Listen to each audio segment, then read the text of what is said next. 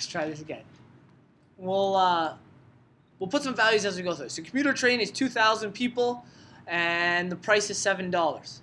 Research shows that 40 fewer people ride the train for every increase of 10 cents. Okay, and vice versa also happens. 40 more people would ride the train if there was a 10 cents decrease. So when we go to make our revenue question, we have to decide on which of these two scenarios we're going to be working with. Are we going to decide to specifically focus on increases in price or decreases in price? Because it's going to change our population increases and decreases. Okay, revenue is equal to the number of passengers, same as before, times our price. The info we have right now, and we also have a minimum and a maximum. Our max amount of people is 2,600, and our minimum is 1,600.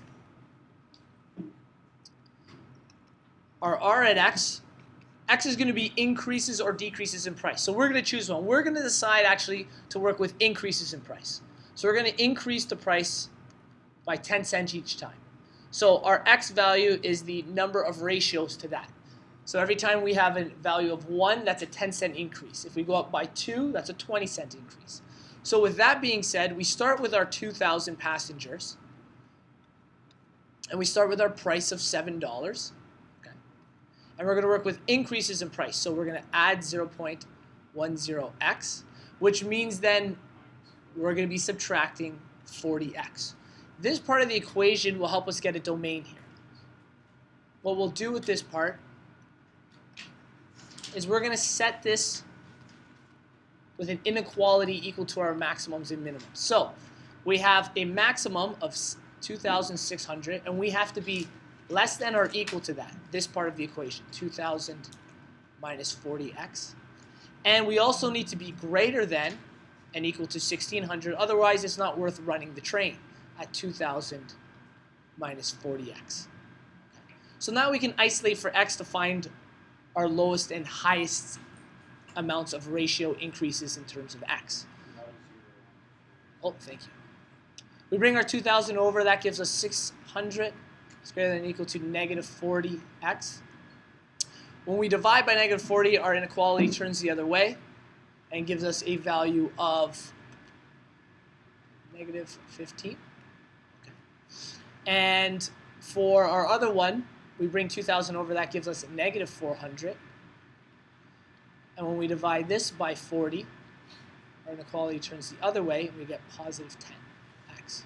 So x has to be greater than 15, but less than 10. Okay? So our x is less than or equal to 10, but greater than and equal to negative 15. We've taken the two inequalities and just turned them in to a domain and range. Specifically domain. Okay. So we put the two together to get our domain for this function. Now that we have that, that's two of the critical values we're going to have to solve for. We need to solve for when our revenue function, when the x value is negative 15 and when the x value is 10. We still want to check for any critical values, so we're going to expand our revenue. Hopefully I do it correctly this time. So it's 2,000 minus 40x. 40. Say it, but I don't write it. And 7 plus 0.1x. So when we use our FOIL, 14,000 again, plus 200x, minus 280x, and this will be minus 4x squared. Thank you. Okay. So when we go to rewrite this, we have negative 4x squared minus 80x. Oh, that's a little different from that. So, okay, maybe that's what it says. And just double check that. 40, yep, and 200. Good. Okay, so we have our revenue function here. And we know we have to plug these two values in, but we also want to see if there's any rates of change of 0, so critical values. So we quickly derive it. Derivative of this is negative 8x minus 80. And we want to see when this is equal to 0 itself. So 0 is equal to negative 8x minus 80, which will give us 80. Why do you derive it? We derive it to find any critical points. So whatever this function is, and it's a quadratic, and the a value is negative, so we have something like this. this being our negative 15 in the domain, this being our 10. We're trying to see what the critical value would be. Yeah. Right? That way, if we're maximizing revenue, it might fall there. There's a possibility that this parabola that heads downwards, and this is our domain. Okay? We're not 100% sure. And then in which case, it looks like our negative 15 would be the highest value. Or it could be on the other end of it, too. We don't quite know what it is right now. So we're doing this to find where the critical value is to see if it falls between our domain. Yeah. This will give us negative 10x, which does fall between our domain. So there is a possibility, and most likely because this is a parabola, which means it only have one critical value, that this will be the maximum value here. Okay? We'll test all three just to make sure, but using theory of a quadratic, they only have one critical value, and if it falls between this and its a values pointing downwards, then that must be the maximum value. If you know that already, that's great, and you can just go ahead to plug this into negative 10. But if you're unsure what to do, plug in all three values. Okay? That way you'll have three answers to compare. So we go back to our original revenue function, which was negative 4x squared minus 80x plus 1,400. 1,000, sorry, not 1,400.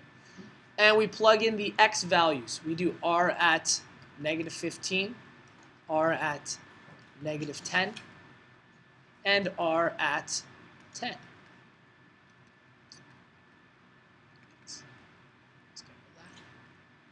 When we plug these in,